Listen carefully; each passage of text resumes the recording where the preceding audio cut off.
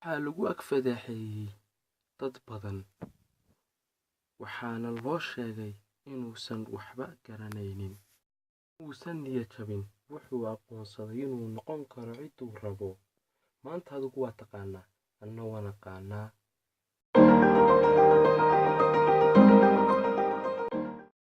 Yeyga maanta inoo martida waa Ibnu Mansuur, waxaanan kaaga sheekayn doonaa qiso cajiib ah oo ku dhacday. Waxaanay ku fadhiistay xalqad dadka culimada ay tagto, wuxuuna khalday hal aayadoo qur'aan ah. Ninkii xalqadda joogay wuxuu ku canaantay aayaddaas, waana la canaantay, waxaana loo sheegay inuu jaahil yahay.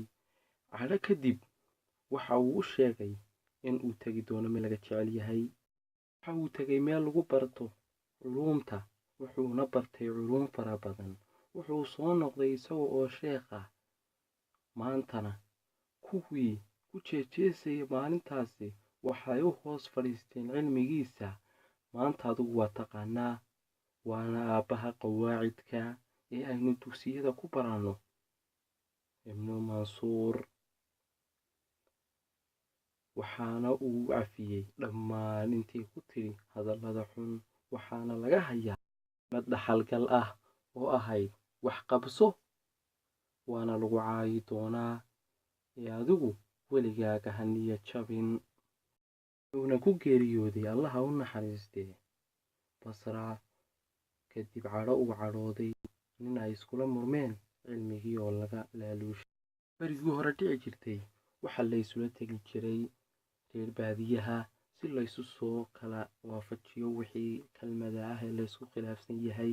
Maadaama iyagu cilmi badan lahaayeen, habeenkii markii ay seexdeen ayuu ninkii ay isla hadalka wadeen uu tegay, wuxuuna lacag siiyey kuwii la wareysan lahaa beritoole. Waxayna u sheegeen in uu isagu khaldan yahay. Ibnu Mansuur cadhadii uu ka qaaday xilligaasi saxnaantiisa waa uu geeriyooday, Allaha u naxariistee.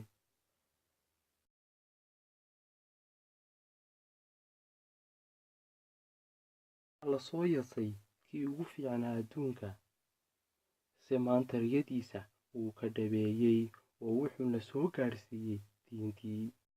Waana sharaf badanaheennii Nebi Maxamed, naxariista nabadgelyo korkiisa ha ahaatee.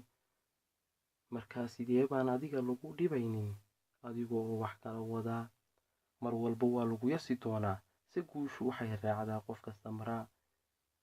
Dadkuna way ku kala duwan yihiin, oo adigu haddaad ka boodo oo aad markiiba tiraahdo waan guuldaraystay, waa shayga ugu xun. Waxaanan ku leeyahay mar koowaad iyo mar labaad ha ka quusan guusha. Waan kugu dhaafi doonaa Ramadaan Kariim, iyo inaad raadkaaga reebto adigoo subscribe iyo like na siinaya.